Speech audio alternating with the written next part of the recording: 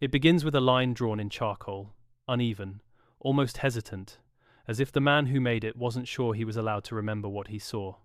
And even now, the sketch feels like something recovered rather than created, a fragment that slipped through rather than something preserved on purpose, because in 1871, in the final months before the Great Fire would swallow entire districts of Chicago, a railway worker named Thomas Hale recorded something that did not belong to the world he knew, and in his notebook, buried between mundane entries about steel deliveries and track repairs, there is a page that does not match the rest, a page that history books never mention, a page that official records never catalogue, a page that shows a structure far too precise, too wide, too open, to be explained as anything related to rail. He did not label it as a station, he did not call it a yard, he did not even try to name it. And perhaps that is the first detail that unsettles anyone who looks at it now, because men in that era named everything. They classified, they documented, they labeled even the smallest component of a rail system with obsessive care. But here, there is only the drawing, long rectangular stretches of flat land marked with repeating parallel lines, intersected by curved edges that seem to serve no purpose if trains were the intended function. And at the far end of the sketch, there is something else, something like a tower or a control point, though no such term existed in his vocabulary, drawn with a perspective that suggests height, not for observation, but for coordination. What makes it harder to dismiss is not the drawing itself, but the note written beneath it, a single sentence, almost erased, as if he reconsidered it even as he wrote it, ground too smooth, no rails placed, men instructed not to question, and that line sits there, quiet and unassuming, yet impossible to reconcile with what we are told about that time, because in 1871, Chicago was a city defined by expansion, by visible industry, by noise and construction, not by silence and unmarked land. And yet, if you follow the timing closely, if you trace the weeks leading up to the fire, something else begins to surface. Because Hale was not the only one who left behind something incomplete. There are scattered references, brief mentions in personal letters, in maintenance logs, in reports that were never finalized, each one describing areas of land that were cleared, leveled, and then left untouched, as if waiting for something that never arrived, or perhaps something that was not meant to be seen. One foreman, whose name appears only once in a surviving payroll sheet, wrote to his brother about fields flattened beyond reason, wider than any yard we've built, and then, strangely, the letter shifts tone, almost abruptly, stating that work had been halted without explanation, that access to the site was restricted, and that those who had worked there were reassigned without discussion. And when historians later compiled records of railway expansion, that location does not appear anywhere, not as a project, not as an abandoned attempt, not even as a failed investment. It simply disappears, as if it was never meant to exist in the narrative at all. And then the fire comes, sudden, consuming, rewriting the city in a matter of days, destroying records, altering boundaries, giving future historians a clean slate to rebuild the story from. And it is here that the unease deepens, because the area where Hale had sketched that strange structure falls within the zones most completely erased, the zones where rebuilding was fastest, where documentation is thinnest, where explanations feel more like conclusions than investigations. And if you look at the rebuilt city maps from just a few years later, the geometry changes, not subtly, but significantly, as if the land itself had been redefined, not just repaired. A surveyor named Elias Mercer, working in the early reconstruction phase, left behind a journal entry that rarely gets cited, perhaps because it doesn't fit neatly into the narrative of progress, in which he describes measuring ground that refuses prior alignment, noting that certain sections seem too level, too uniform, as if prepared long before the fire, yet no prior construction records supported that observation, and Mercer, unlike Hale, does attempt to rationalize it, suggesting that perhaps the heat of the fire had altered the terrain, though even in his own writing there is hesitation, a sense that the explanation does not fully hold. And so the question lingers, quietly, almost reluctantly, what exactly was that space? That wide, deliberate clearing with no rails, no structures that match known designs, and why does it appear, briefly, in the margin of one man's notebook, only to vanish from every official account that follows, replaced by a version of the city that feels more complete, more explainable, but somehow less precise? If it were just one drawing, one note, It could be dismissed, a misunderstanding, a misinterpretation, but the pattern does not stop there, because when you begin to look beyond Chicago, when you step into other cities,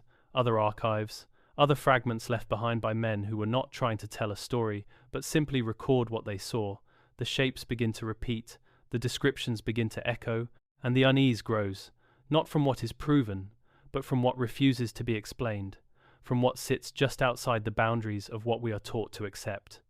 Waiting, perhaps, for someone to look a little closer. If the drawing in Chicago feels like an isolated fragment, something that slipped through the cracks of a city about to erase itself, then what emerges in New York decades earlier does something more unsettling, because it suggests not an accident, but a pattern. And in 1838, long before the skyline we recognize began to rise, before steel framed the horizon and engines defined movement, an architect named Jonathan Reeves left behind a collection of blueprints that do not quite belong to their time, and unlike Hale's rough charcoal sketch, these were not hurried notes or personal observations. These were measured, calculated, drafted with precision, stored among legitimate plans for buildings that were eventually constructed, and that contrast is what makes them harder to ignore, because they were never meant to be hidden, and yet they were never meant to be explained either. Reeves was known for his work on municipal structures, modest in scale, practical in design, and his archived portfolio, preserved in fragments across different collections, mostly aligns with what we would expect from a man in his position, until you come across a series of layouts that are labeled only as grounds, with no assigned function, no client, no approval stamp, and yet drawn with a level of detail that exceeds even his confirmed commissions, as if he was documenting something already defined, rather than imagining something new. The shapes repeat across multiple sheets, vast rectangular expanses, bordered by curved edges that resemble nothing in the standard vocabulary of the era, intersected by long, uninterrupted lines that do not correspond to roads, rails, or canals. And in the margins, there are notes, not explanations, but observations, small phrases, written in a steady hand, wind direction consistent, surface unnaturally even, markers present but not understood, and perhaps most striking, no visible mechanism, yet clearly purposed. It is the language of someone encountering something unfamiliar, not someone designing from first principles. And yet these documents have always been categorized as architectural drafts, filed away as curiosities rather than questions. A clerk named Samuel Whitaker, who worked in the same office as Reeves, mentioned in a letter dated that same year that Reeves had been assigned to survey grounds north of the city, though not for any building we have been told of, and the phrasing is careful, almost cautious, suggesting that even within their own environment, there were limits to what was openly discussed. And Whitaker goes on to describe Reeves returning late in the evenings, carrying rolled papers he did not allow others to examine, except for brief moments when they were laid flat across a table, moments that Whitaker captures with a kind of quiet confusion, noting that the lines extend farther than seems necessary, and the curves serve no structural purpose I can name. It is a small detail, but it repeats. This inability to name, to classify, to fit what they were seeing into the frameworks they had been taught, and that tension runs through every surviving reference to these blueprints. Decades later, when historians catalogued early urban development in New York, Reeves' name appears only in passing, attached to minor civic works, and these particular drawings are either omitted or included without commentary, as if their presence required no explanation, as if they were simply incomplete ideas, abandoned concepts, yet when examined closely, there is nothing incomplete about them, no rough edges, no missing measurements, no indications of uncertainty. They are finished, finalized, and then, somehow,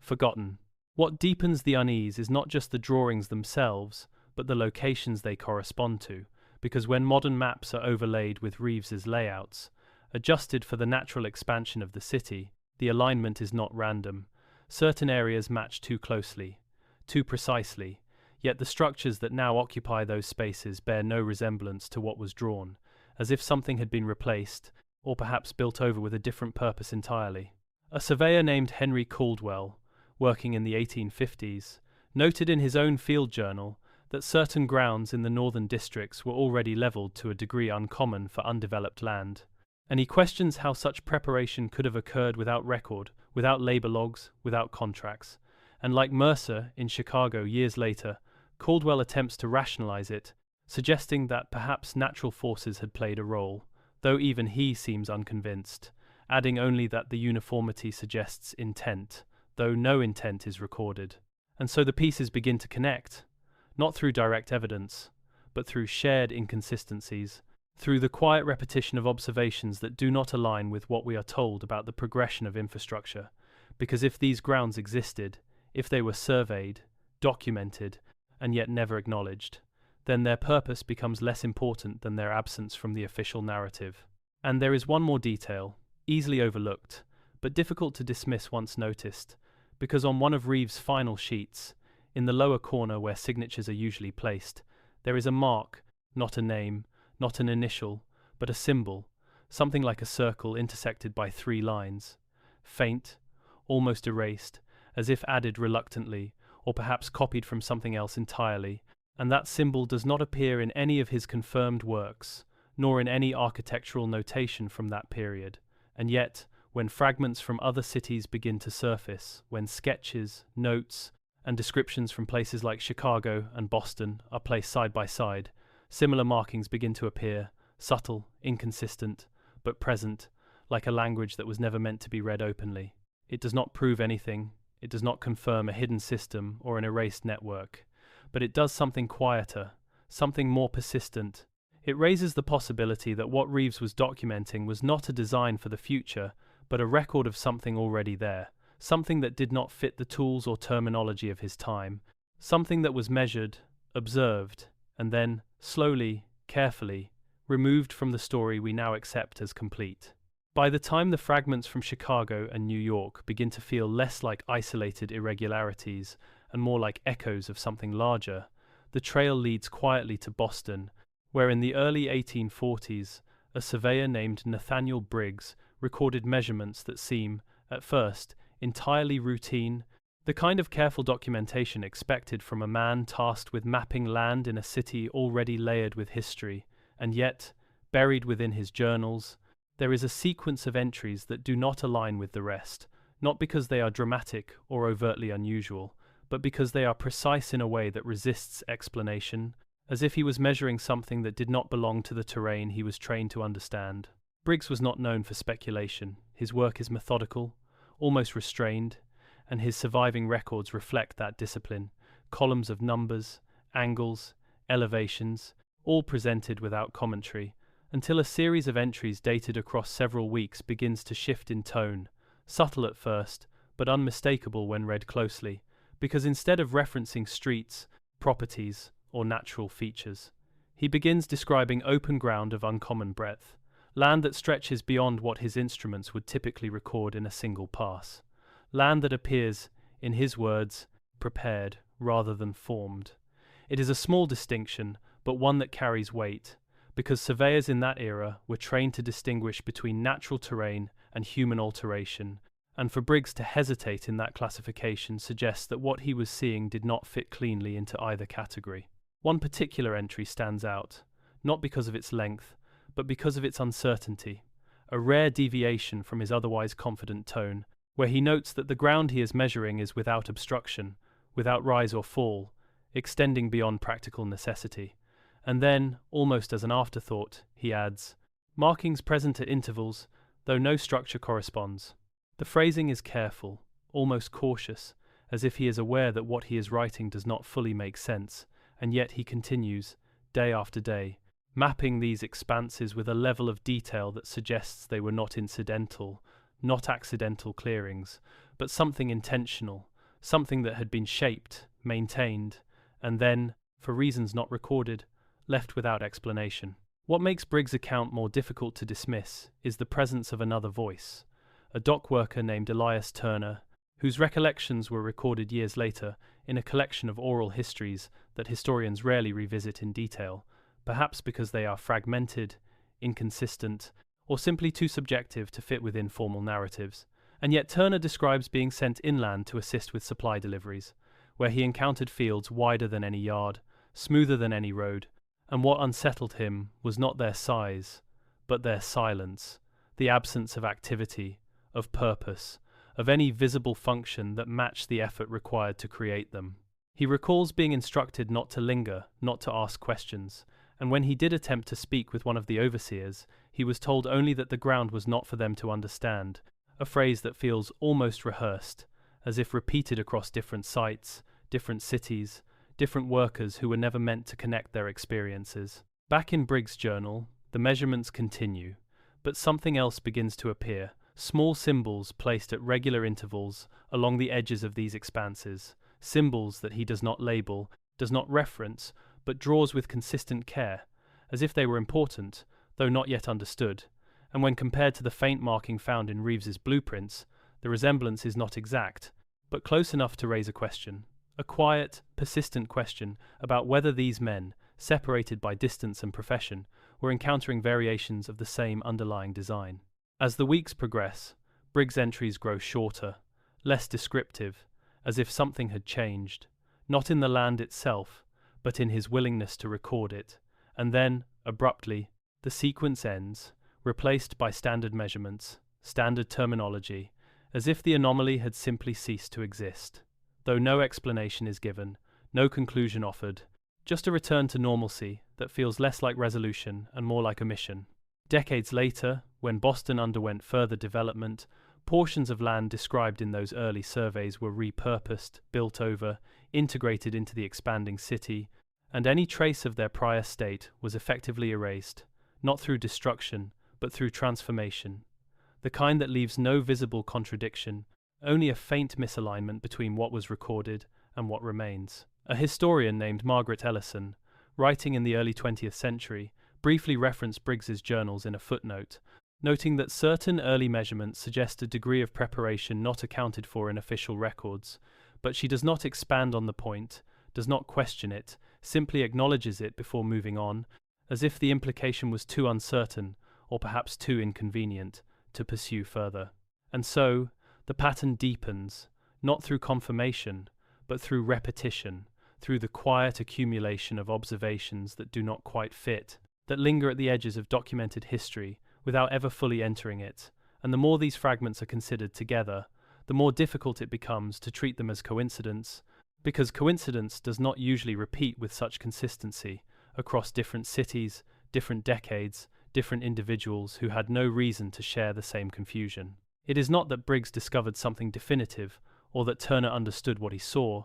but that both encountered something that resisted explanation, something that appeared, briefly, in their records, and then, like Hale's sketch and Reeves's blueprints, faded into the background of a narrative that prefers clarity over uncertainty. And perhaps that is what makes it linger, not the certainty of what it was, but the persistence of what it was not, a space too deliberate to be natural, too undefined to be conventional, existing just long enough to be measured, to be noticed, and then, slowly, quietly, to be forgotten. If the earlier fragments feel like glimpses caught just before something slips out of reach, then what follows the Great Fire in Chicago does not simply continue the pattern, it deepens it in a way that feels almost deliberate, because destruction, in its own way, creates an opportunity not only to rebuild, but to redefine what existed before. And in the months after 1871, as the city cleared ash and debris from what had been reduced to indistinct ground,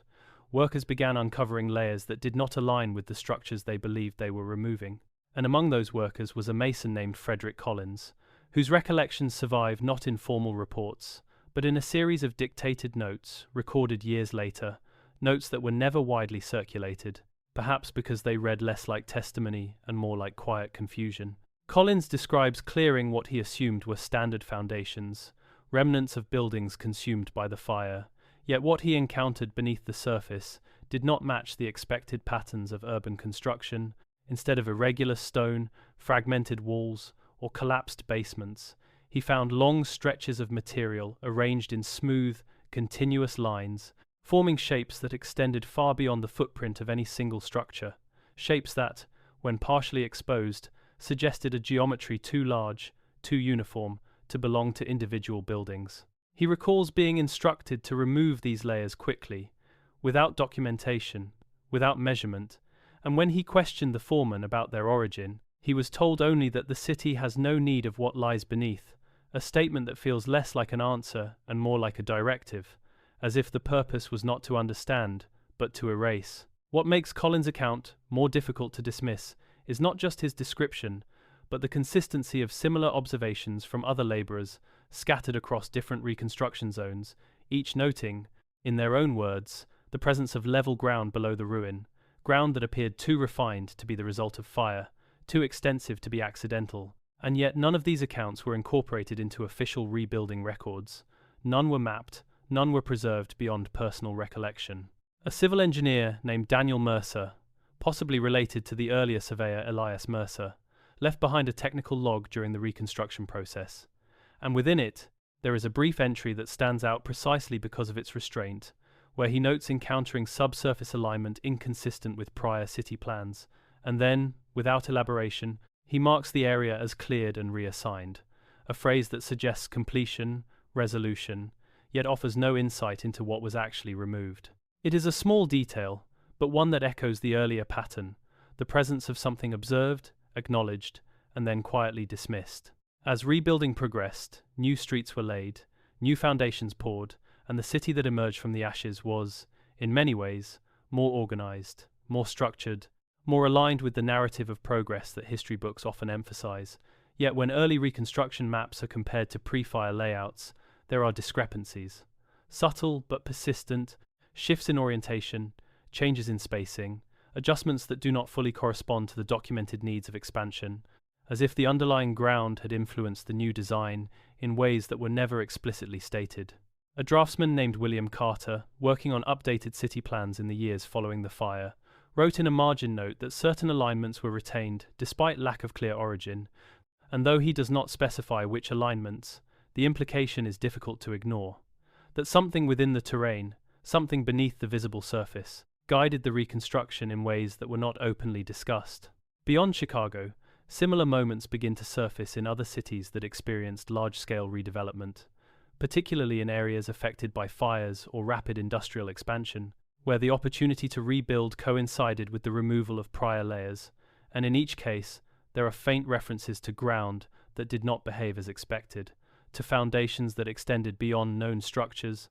to spaces that seemed prepared long before their documented use. In New York, a laborer named Thomas Keegan recalled, in a brief interview decades later, assisting in the clearing of a burned district where the ground below was already smooth, as if waiting, and though his account is brief, almost offhand, it aligns with the descriptions from Chicago, from Boston, from individuals who had no apparent connection, yet who encountered something similar, something that did not fit within the framework of what they were rebuilding. What deepens the unease is not just the repetition of these observations, but the absence of any sustained investigation, the lack of follow-up, of inquiry, of even curiosity within official records, as if the anomalies were either too insignificant to matter or too inconvenient to pursue, and that silence, that consistent omission, begins to feel less like oversight and more like a pattern of its own. And then there are the photographs, early images taken during the reconstruction process, often blurred, incomplete, focused on the visible progress of rebuilding.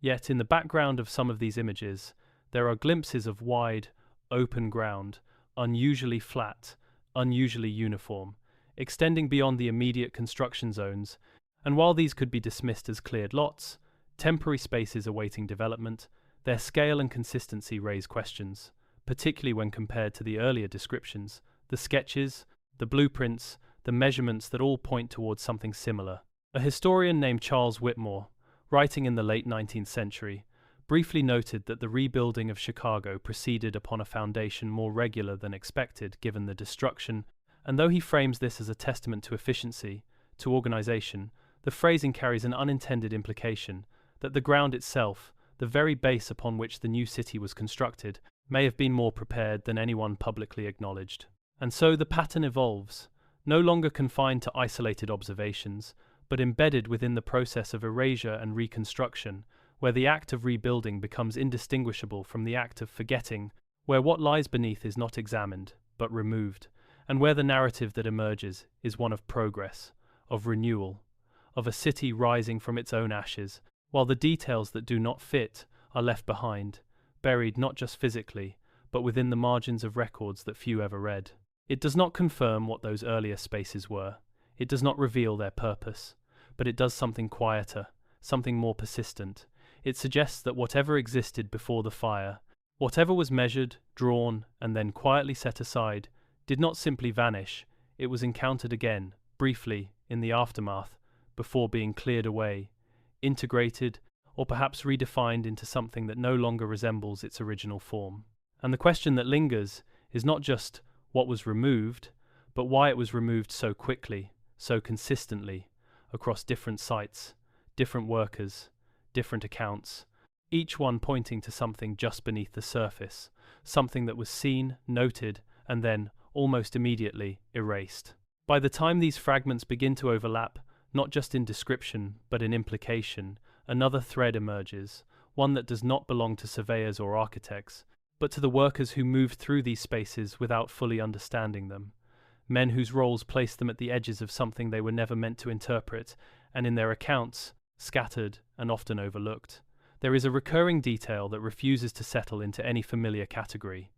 the presence of structures that were called stations, terminals, or depots, yet behaved in ways that did not align with the systems they were assumed to serve. In the 1850s, as rail expanded across the northeastern United States, official records describe the rapid construction of stations designed to handle increasing traffic, yet within personal correspondence and lesser-known logs, there are references to sites that did not function like rail stations at all, sites that were too large, too open, too strangely organized to support the patterns of movement associated with trains. And among those who left behind such references was a conductor named James Whitlock, whose journal, preserved only in fragments, describes arriving at a location outside Philadelphia where the ground stretches far beyond the rails, marked in lines that do not guide any engine, and what unsettled him was not the size of the place, but the absence of activity that matched its scale. No loading crews, no cargo waiting, no visible purpose that justified the space it occupied.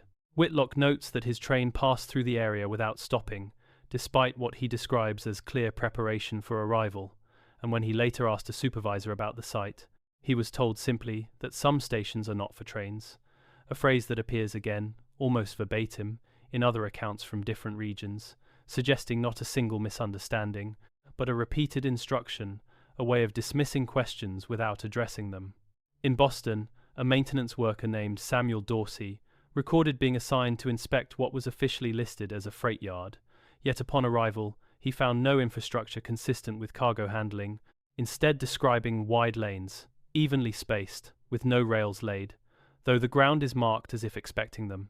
And he adds, almost reluctantly, that the markings do not align with any gauge I have seen, implying a level of inconsistency that he could not reconcile with his training. Dorsey's report was never formalized, never submitted through official channels, but preserved in a personal ledger that was later donated to a local archive, where it remains categorized under routine maintenance, its anomaly unremarked upon. As these accounts accumulate, a pattern begins to form, not of confirmed function, but of repeated absence, the absence of rails where rails should be, the absence of cargo where cargo is expected, the absence of explanation where explanation would normally follow, and this absence becomes more pronounced when placed alongside the earlier observations of prepared ground, of flattened expanses, of markings that suggest intent without revealing purpose. In New York, a clerk named Edward Langley, working in a rail office during the 1860s, noted discrepancies in scheduling logs, entries that reference stops at locations not listed on official maps, locations identified only by coordinates or vague descriptions, such as Northfield or Outer Ground. And when Langley attempted to cross-reference these entries with known stations, he found no matches, no corresponding infrastructure, and when he raised the issue with his superior, he was advised to record what is given, not what is understood, a directive that echoes the earlier instructions given to workers in Chicago and Boston, reinforcing the sense that certain aspects of these systems were not meant to be questioned. What deepens the unease is not just the repetition of these experiences, but the way they intersect with physical evidence, the sketches, the blueprints, the measurements that all point towards spaces designed with a level of precision that exceeds their apparent use. And yet, in every case, the narrative stops short of explanation, as if the function of these places existed just beyond the reach of those who encountered them. A laborer named Henry Calloway, who worked on multiple rail projects across different states, recalled in a late interview being sent to assist at a site in Illinois where the ground was marked in ways that made no sense for trains, and he describes seeing workers measuring distances that did not correspond to track placement, using instruments more commonly associated with surveying than construction. And when he asked what they were preparing for, he was told only that the alignment must be preserved, a phrase that suggests continuity, as if the site was part of something larger, something that extended beyond a single location or purpose. And then there are the photographs, rare and often ambiguous, showing wide, open areas adjacent to rail lines, areas that appear too deliberate to be temporary, too consistent to be incidental, yet lacking the defining features of known infrastructure. And while these images are often interpreted as early stages of development, their uniformity across different cities raises questions, particularly when viewed alongside the written accounts that describe similar spaces in terms that resist easy classification. A historian named Robert Ellery, writing in the early 20th century, briefly addressed these anomalies in a footnote, suggesting that certain early rail sites exhibit characteristics not fully explained by contemporary needs. But like others before him, he does not pursue the implication, does not question why these characteristics exist, simply acknowledges them before returning to the established narrative of expansion and progress. And so the pattern continues, not through confirmation, but through accumulation, through the quiet convergence of observations that, on their own, might be dismissed, but together begin to suggest something more deliberate, something that was present across multiple cities, multiple systems, yet never fully integrated into the story we are told about the development of infrastructure in the 19th century. It is not that these stations were misidentified or that these workers misunderstood what they saw, but that what they encountered did not fit within the framework they were given, and rather than being redefined, it was simply left unexamined, recorded in fragments, and then, over time, absorbed into a narrative that does not account for its existence. And perhaps that is what lingers most. Not the certainty of what these places were, but the consistency of what they were not. Stations that did not serve trains, grounds that did not support known functions, alignments that were preserved without explanation, all pointing towards something that existed quietly within the systems of the time, visible enough to be recorded, but elusive enough to remain undefined. When these fragments are placed side by side, not as isolated curiosities but as parts of a pattern that refuses to settle, something begins to take shape,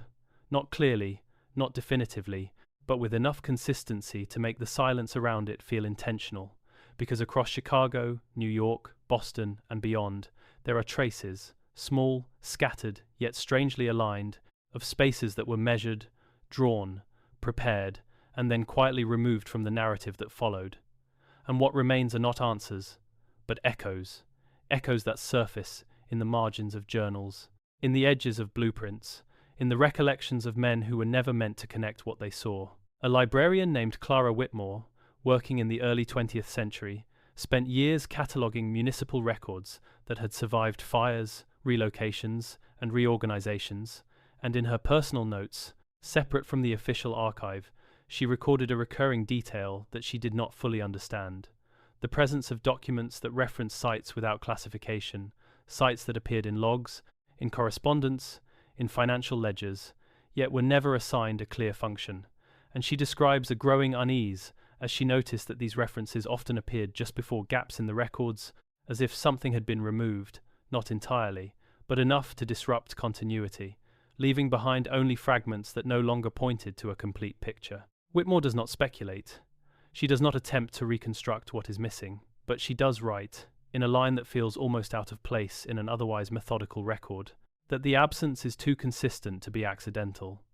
And that observation lingers, because it suggests that what we are dealing with is not simply incomplete history, but selectively incomplete history, where certain details persist only in indirect forms, in references that no longer lead anywhere, in measurements that no longer correspond to visible structures. If the earlier accounts describe spaces that resemble something like modern airfields, wide, flat, precisely aligned, then one possibility, however uncomfortable, is that these were early attempts at creating grounds for a form of movement not yet publicly understood, not necessarily aircraft as we know them, but something that required space, alignment, and coordination beyond the needs of trains or carriages. And in this interpretation, the absence of machinery, the lack of visible mechanisms noted by Reeves, becomes less of a contradiction and more of a clue, suggesting that whatever function these spaces served did not rely on the technologies that defined the era on the surface. Yet this possibility raises more questions than it answers, because if such systems existed, even in experimental form, why would they leave so little trace? Why would they appear across multiple cities without formal acknowledgement? And why would their physical presence be so consistently erased or repurposed during periods of reconstruction? Another possibility, quieter, but perhaps more unsettling, is that these spaces were not built by the people who documented them, that they were remnants of something older, something that predated the industrial expansion we associate with the 19th century. And in this view, the architects, surveyors, and workers were not creating these grounds, but encountering them, measuring them, attempting to understand them within the limits of their knowledge, and when those limits were reached, when the function could not be reconciled with existing frameworks, the simplest solution was to redefine or remove them, to integrate them into a new narrative where their original purpose no longer needed to be explained. There is also a third possibility, one that does not rely on hidden technologies or lost civilizations, but on something more procedural, that these spaces were part of large-scale planning efforts, prototypes, or abandoned designs for infrastructure that never materialized, projects that were initiated, measured, and then quietly discontinued, leaving behind traces that later generations misinterpreted or overlooked. And in this interpretation, the repetition across cities becomes a reflection of shared ambition rather than shared secrecy, though even here, the consistency of omission, the lack of documentation explaining why such projects were halted, remains difficult to ignore. What all these possibilities share is not certainty, but tension. A tension between what is recorded and what is missing, between the visible structures we can trace and the invisible patterns that seem to underlie them. And it is within this tension that the unease settles, because the more these fragments are examined, the less they feel like anomalies, and the more they feel like pieces of a larger absence, something that was once present enough to be measured, drawn, and even partially understood, yet not present enough to survive within the official story that followed. As cities expanded, as new technologies emerged, as aviation eventually became a reality in the early 20th century, the idea of wide, open, precisely aligned grounds found a clear purpose: airports, airfields, runways, all terms that now feel familiar, expected, yet when viewed through the lens of these earlier fragments, they carry an echo, a faint suggestion that the concept of such spaces may not have appeared as suddenly as we are taught, that the groundwork, literal and conceptual, may have existed long before it was publicly acknowledged. And yet, this is not something that can be proven, not something that can be confirmed through a single document or a single discovery. It remains a collection of inconsistencies, of observations that do not fully align, of records that stop just short of explanation, and perhaps that is why it lingers, because it does not demand belief, it does not require acceptance, it simply exists at the edge of what we consider known, quietly challenging the completeness of the narrative we have inherited. In the end, what we are left with is not a revelation, but a question, one that unfolds slowly, almost reluctantly, as each fragment is considered, each absence acknowledged, each pattern traced without conclusion. And that question does not ask what these spaces were, not directly, but something more subtle, more unsettling. If the ground itself once held a purpose we no longer recognize, if it was shaped, measured, and then deliberately forgotten, then what else might exist within the spaces we now take for granted, hidden not by distance or time, but by the stories we choose to tell and the ones we quietly leave behind?